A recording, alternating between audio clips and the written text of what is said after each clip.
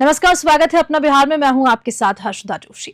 बनमनखी स्थित प्राचीन और ऐतिहासिक धीमेश्वर धाम में महाशिवरात्रि के मौके पर भक्तों का तांता लगा हुआ है। श्रद्धालु दूर दूर से आकर जलाभिषेक और पूजा अर्चना कर रहे हैं, तो प्रशासन ने सुरक्षा और यातायात के लिए विशेष इंतजाम कर रखे हैं। बनमनखी के एडीएम चंद्रशेखर सिंह ने बताया कि ये 4 दिवसीय महाशिवरात्रि मेला है, जिसमें हर साल हजारों की संख्या में श्रद्धालु आते हैं और इसी को देखते हुए व्यवस्था चाक चौबंद की गई। मंदिर के पुजारी रोशन झा का कहना है कि धीमेश्वर धाम हजारों साल पुराना एक ऐतिहासिक देव स्थल है, जहां स्फटिक का स्वयंभू शिवलिंग स्थित है, जो श्रद्धालुओं का मानना है कि यहाँ पूजा करने से मनोकामनाएं पूर्ण होती है। पूर्णिया, सहरसा और आसपास के जिलों में लोग यहाँ शिव के दर्शन के लिए उमड़ रहे हैं और भक्ति में लीन होकर महादेव की आराधना कर रहे हैं। पूर्णिया से वनीत राज की रिपोर्ट। हम लोग ने जो मेला की व्यवस्था है, इसमें हम लोगों ने बैरिकेडिंग लगाया हुआ है, भीड़ गाड़ी वाहन सब रोकने के लिए। हम लोग ने सीसीटीवी कैमरा चारों ओर लगाए हुए हैं और जो पुलिस फोर्स की व्यवस्था है, एनसीसी को बुलाए हुए हैं।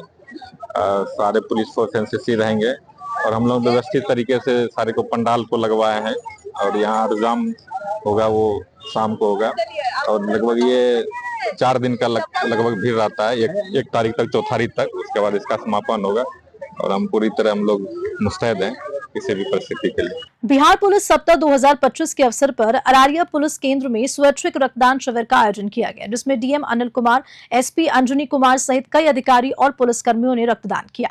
इस शिविर में अपर पुलिस अधीक्षक राम पुकार सिंह, डीएसपी फकरे आलम, प्रशिक्षु डीएसपी संतोष पोदार सहित अरारिया पुलिस बल के जवानों और एसएसबी के कर्मियों ने बढ़ चढ़कर भाग लिया। डीएम अनिल कुमार ने कहा कि रक्तदान एक महान काम है, जिससे किसी जरूरतमंद की जान बचाई जा सकती है। एसपी अंजनी कुमार ने भी पुलिस के सामाजिक दायित्व को रेखांकित करते हुए कहा कि पुलिस न केवल कानून व्यवस्था बनाए रखने में अग्रणी है, बल्कि समाज सेवा में भी योगदान देती है। स्वास्थ्य विभाग की टीम ने रक्तदाताओं का स्वास्थ्य परीक्षण किया और रक्तदान के फायदे बताए। शिविर में रक्तदान करने वाले सभी लोगों को प्रमाण पत्र भी दिए गए।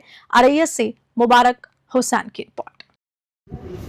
आज यहाँ पे इस पुलिस सप्ताह के इस अवसर पे ब्लड डोनेशन कैंप का आयोजन किया गया है।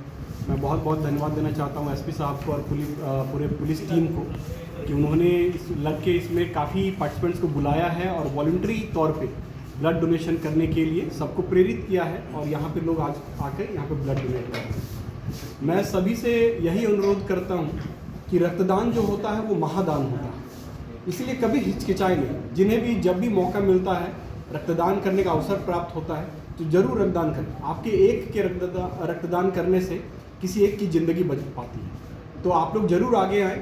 जैसा कि आज हम लोग देख रहे हैं, यहाँ पे पुलिस के साथ साथ हम लोग भी आए हैं और यहाँ पे एसएसबी के भी बहुत सारे जवान आए हैं, जिनके माध्यम से आज ब्लड डोनेशन कैंप में भाग लिया जाए। तो मैं पुनः बहुत बहुत धन्यवाद देता हूँ और सबसे अपील करता हूँ कि इस तरह के सभी अवसरों पे बढ़ चढ़ के हिस्सा ले और दूसरों के जीवन को बचाने में सहयोग। बहुत बहुत थैंक यू। अररिया जिले में जदयू की नई जिला कमेटी का गठन हुआ है। जदयू जिला अध्यक्ष आशीष पटेल ने सर्किट हाउस में प्रेस वार्ता कर इसकी जानकारी साझा की। जदयू जिला अध्यक्ष ने बताया कि नवगठित जिला कमेटी में जिला उपाध्यक्ष, महासचिव, सचिव, प्रवक्ता और कार्यकारिणी सदस्यों सहित कुल 40 कार्यकर्ताओं को जिम्मेदारी सौंपी गई। ये कमेटी पार्टी संगठन को मजबूत करने और जदयू की नीतियों को जन जन तक पहुंचाने का काम करेगी। उन्होंने सभी नवनियुक्त पदाधिकारियों से पार्टी के प्रति निष्ठा और समर्पण के साथ कार्य करने की अपील की। इस मौके पर जदयू के कई वरिष्ठ नेता और कार्यकर्ता उपस्थित रहे। अररिया से मुबारक हुसैन की रिपोर्ट।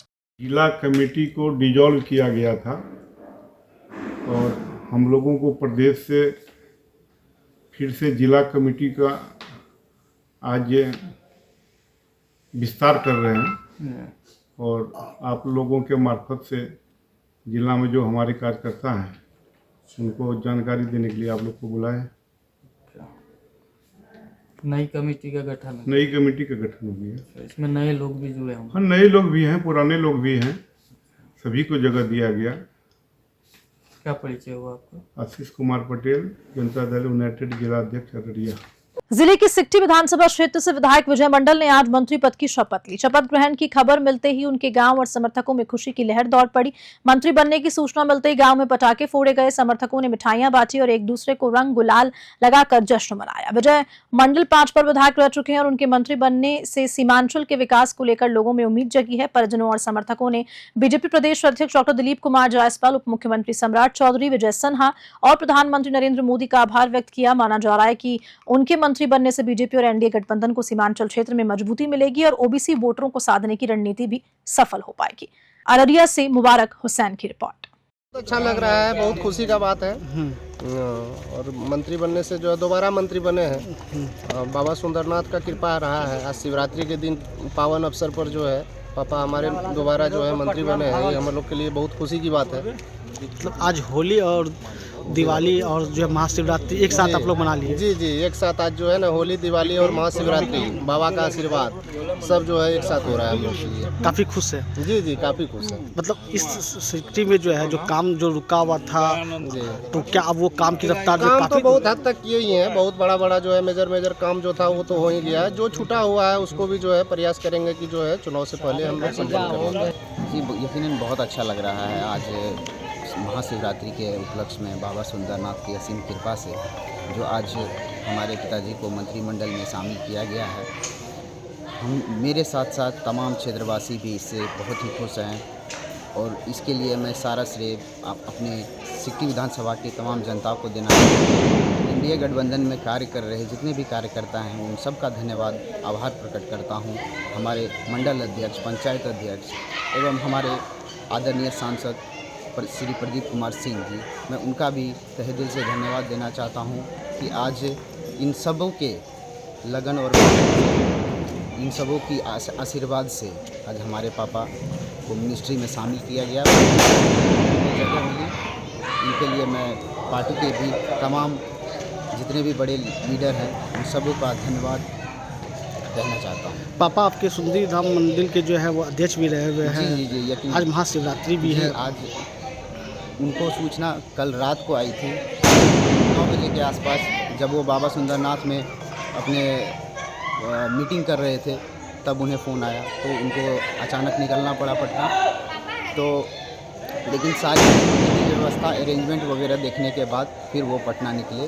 तो कहीं ना कहीं बाबा सुंदरनाथ की असीम कृपा रही हुई, जिस वजह से आज हमारे पास मंत्रिमंडल में शामिल किया। पूर्णिया में एक अनोखी और प्रेरणादायक शादी देखने को मिली है, जहां दुल्हन शालू डोली में बैठकर ससुराल पहुंची। शादी को पूरी तरह दहेज मुक्त रखा गया और समाज को एक सकारात्मक संदेश देने की कोशिश की गई।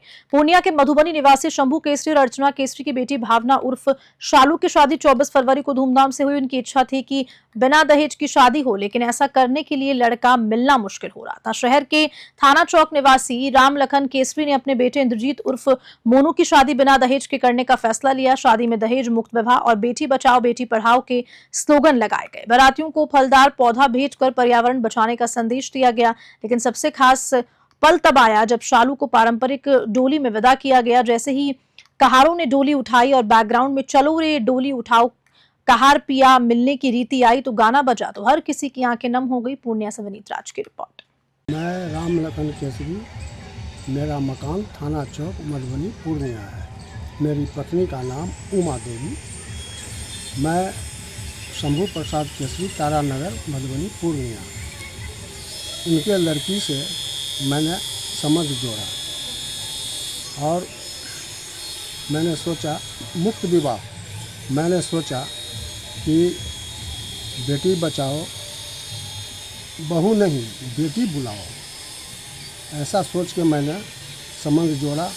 और जो कि 25 तारीख के शाम को मैंने विदागी लेकर के जब चला तो वो विदागी पालकी पर इन्होंने विदा की है, जो लोगों को बहुत ही भावुक हुआ। जी बताइएगा, दहेज मुक्त विवाह किए थे, कहाँ से पहल मिले थे?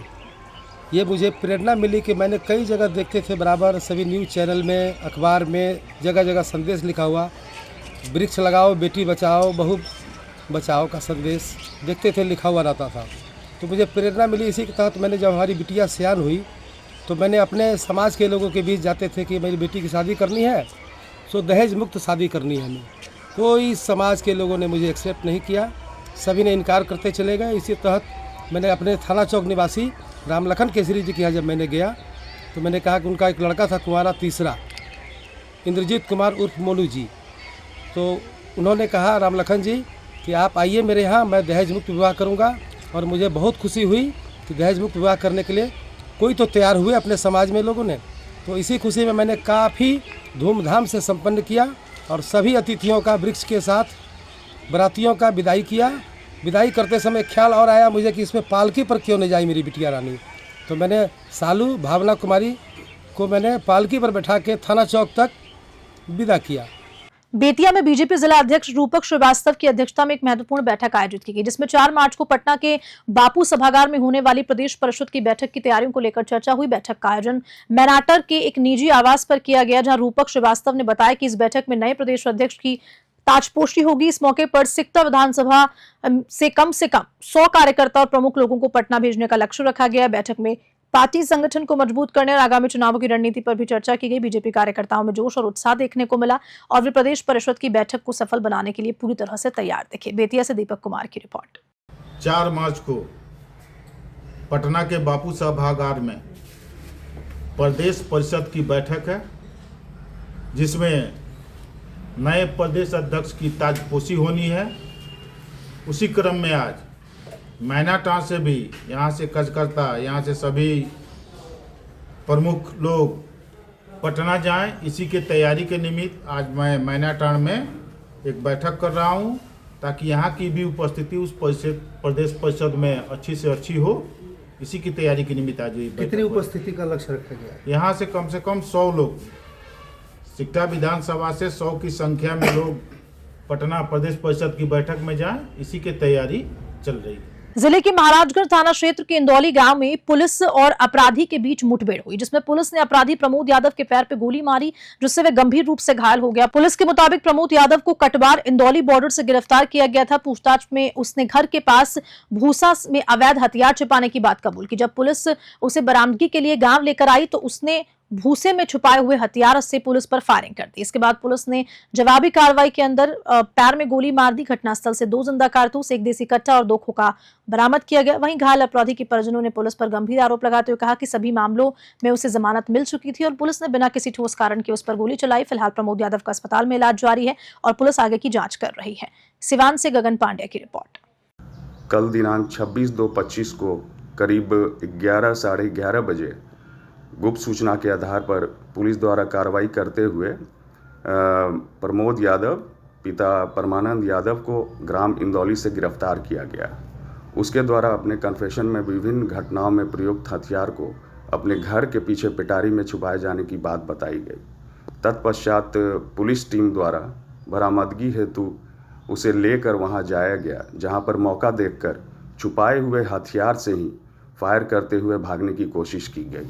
जवाबी कार्रवाई में उक्त अभियुक्त के पैर में गोली लगी, जो अभी इलाजरत है।